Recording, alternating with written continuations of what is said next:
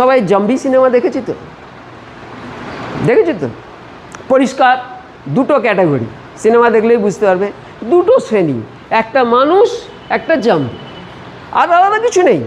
যে মানুষ সে জম্বির ভয়ে পালাচ্ছে, আর যখন সে জম্বির কামড় খাচ্ছে তখন সে আবার জম্বি হয়ে গেল, সে মানুষকে তাড়া করছে। আমরাও কিন্তু এই অবস্থায় আছি, দুটো শ্রেণী, ডাকাত আর সাধারণ মানুষ। আমরা যদি মনে করি যে আমরা ডাকাত থেকে দূরে থাকলেই আমি নিরাপদ, না, তোমার পাশের যে তুমি নিরাপদে আছো, পাশের জন যদি ডাকাতের খপ্পরে পড়ে যায় কাল সে ডাকাত হয়ে যাবে।